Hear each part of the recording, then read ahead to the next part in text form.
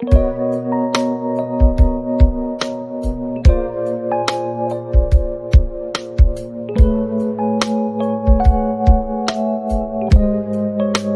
everyone, welcome or welcome back to my YouTube channel. I hope you all are doing good. So, as from the title, you can already guess what this video is going to be about. So, yes, this is going to be about a book review, a book that is pretty famous and quite trending on the internet currently. The book is The Palace of Illusions. Now, for context, the people who don't know about this book is basically this book is about Mahabharat. Now, obviously, if you're from India, you must know about Mahabharat, and it is something that we all must have read in our childhood or must have heard or seen. So we all are aware of Mahabharat, even if it's very little. Now, this book is the Mahabharat, but it is written from the point of view of the women in Mahabharat. So it's the point of view of all the women that are there in the entire epic. And this book is written by Chitra Banerjee Divakaruni. She has other books in similar genre, like she also has the book called The Forest of Enchantments, which is about Ramayan. So you can give them a try, but this video is going to be particularly about the book The Palace of Illusions. So I wanted this video to be very short and crisp. I did not want to brag a lot about this book. So I have jotted down some points in this diary, and I'll be speaking on the basis of these points because this book I've read quite a long time ago. So I started reading this in the beginning of this year. So I knew that I might forget, though I haven't, but I thought that I will forget. So I have noted these points down the moment I read this book. So this book, as I've said, is about Mahabharat. Now, for context, like a little backstory is that I did not know Mahabharat up until I wanted to read this book. So I read Mahabharat separately. Obviously not the thick one. Obviously the ones which are much smaller, or the shorter versions of Mahabharat. So I've read from multiple sources, not one. So because I wanted to know the original story before I wanted to read a point of view of the characters. So authenticity matters. So that is why I am going to tell you on the basis of my experience after reading it. I'm just making this video from the point of view of a reader who was really expecting a lot from this book. I have divided this video into 3 parts. So the first part will be about all the good points of this book, the points that I have really liked, and the second part is about all the points that I did not like about this book, and the third part of this video will be about the suggestions from my side, and a little bit, you can say, the fourth part as well is the conclusion, whether I'll recommend this to you or not.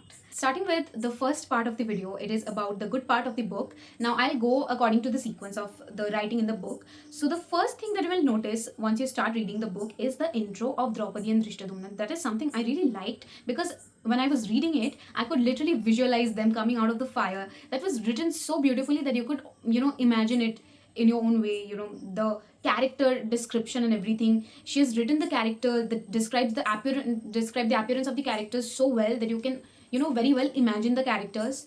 The second thing that I really liked about this book is the friendship between Draupadi and Krishna.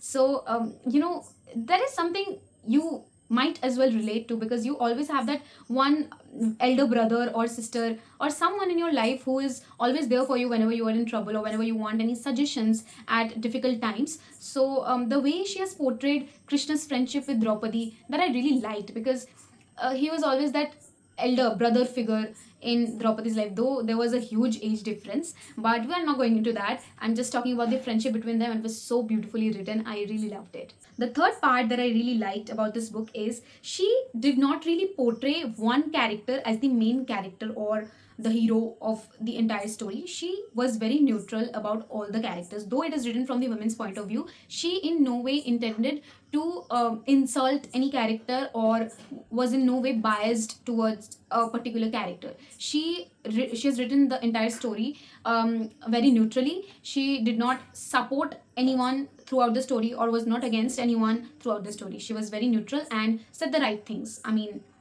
something that you would do when you're not taking sides. So that is what I really liked about her writing as well. Next important point, a very important point for beginners as well, is that the narrative was so good. The writing was very smooth in proper sequence. If you have read the original Mahabharat, you will be able to relate, because the she has followed the original sequence, obviously, because it's very important if you are writing a novel on an already existing epic. So people already know the story, what is new in yours. That is very important to acknowledge, that it's not really easy to make people like a book that the story is already known to the people. So that is what I really liked about this book, is that even if you know the story, you will not exactly think that this is very boring. So you get a fresh take to a lot of incidents. Like, you know the story, right? You know the entire Mahabharat, you've read it or heard it or seen it, whatever. So you already know the story. But when you read it from her point of view, from Draupadi's point of view, or from the writer's point of view, if I say, so when you read it from their point of view, you will be questioning things that you have never thought before, you even after knowing the story entirely. So when they point those things out, you will be able to think differently. That is what I really like, because it gives you many perspectives to think from. The last good point about this book is the battle part was really, really touching. I mean, the way she has written about the battles in Mahabharat, I think that was something that was written really beautifully, and I really enjoyed reading that part. Enjoyed not in the way you would think. Enjoyed as in the writing was really beautiful. You know, I mean, I could already feel the sorrow, the deaths that she has written. I could, like I said, that you will be able to imagine everything she has written in the book, and that is exactly what happened. Now, coming to the controversial part of the video, the bad points. So the first bad point, and something that I really hated throughout the book, is Draupadi and Karna's love angle. I really hated this fact, because I also felt that it was really irrelevant, unjustified to add to the book, because like I said, this is an already existing epic, and when you are introducing something so controversial into it without any significance, it sounds a little bit off topic. So that is what I found in this, and it, you know, almost felt like you're reading a Wattpad beginner story of two people, you know, that cliche high school love stories you often hear about, or you know, some, basically this was like a high school complicated love story, a high school crush that you have on a boy, and you like one particular thing about. So throughout the book, she has only spoken about Karna's eyes, how they were speaking a lot of different words, how they were very you know, she could relate to those eyes, the messages they were trying to portray. So throughout the book, it was only Karna and his eyes. I really did not like that part, and I really did not think it was necessary to bring this angle, because it's very vague, it's very insignificant, and I don't think it had any part to play in the entire book other than destroying the beauty of it. I think this generation, although I belong to the same generation, I could not relate, but many of us, you will be able to relate to this part, because you do have this crush thing, no, that after selecting a particular person, you do still have interest in the other person. So this was kind of like that. Even after being married to the five Pandavas, she was still thinking, what if Karna was different? And even after the Vastraharan, it was really vague, and I really did not want to read or think about Mahabharat in this way, and it is something that I really hated. So this is the most hated thing about this book for me.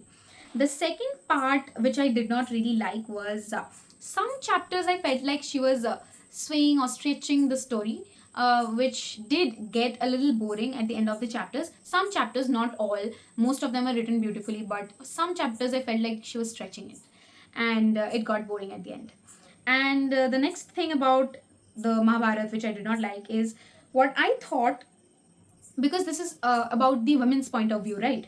But I really thought that maybe there will be some explanation from Kunti's point of view of why she wanted Draupadi to marry all her sons. Of course, she did not see Draupadi, and she said that whatever you've brought in home, you'll have to share among the five brothers. I understood this part, but I really thought that there will be some kind of thinking behind it, and I thought that maybe there will be some insights to that.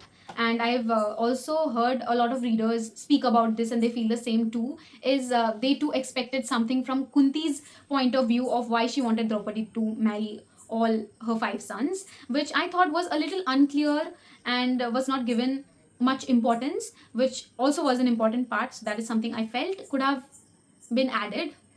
And the next thing that I really don't like about this is Draupadi Kunti hatred. So, the moment Kunti was introduced to Draupadi from the portraits before her Swayamvar, you could, sense a little bit of preconceived notion from Draupadi's side of Kunti, which I thought might turn into a hatred. And yeah, it did turn out to be a hatred, and I did not like. I mean, you would be angry as well if you were told to marry 5 people at the same time, and which I thought was very justified. But throughout the story, there were many reasons unnecessary hatred was brought into the story, which I think was not necessary. This literally felt like some Indian TV serial Saas Bahu drama, which I did not really like. These are the points that I did not really enjoy about this book, and which made this book a little insignificant. And also because there was no proper end to the Draupadi Kunti hatred. So we don't know if they united later, or the problem between them resolved or not, which really felt a little bit unclear again. So these things are what I did not like about this book. And yeah, that's it about the bad points. Coming to the end of this video, I would like to give you some suggestions before you start reading this book. The first thing is that please read the original Mahabharat before reading. You need to know the real story to understand the point of view of what actually happened and what are the thinkings behind the incidents. So that is what I would suggest, that please read the original text before you read this book. And the second suggestion that I would like to give you is that do not compare the original text to this one, because you will be disappointed like I was. Do not compare. If you are solely looking for a story about the Mahabharat but in a different way, you can read it in that way, but please do not draw any sort of comparison between these two. You will be disappointed. Now, coming to the conclusion, will I recommend reading this book to you? Maybe yes, if you are into Indian mythology or stories like this. I don't think that I'm the best person to describe how I felt after reading it, because I'm in any way not interested in these type of books. I'm not interested in mythology in general. I feel they're really boring, according to me. Please don't spread hate in the comments below. I know there are a lot of people who feel really connected reading mythologies, but I really don't find them interesting. I will recommend if you are looking for a good story book, but I'll not recommend this to you if you are going to if you're reading this for informations. If you're trying to collect information about the epic Mahabharat, I don't think this is the best choice. For information, you should always go for the original text. This is just a little addition to what you already think about Mahabharat. So yeah, that was it about this book, and I hope you will get some help from this review, and I will be coming up with a lot of other book reviews in future. This was it for this book. I really did not want it to be long, but I don't know how long it is. So yeah, that was it about this video, and see you in the next one.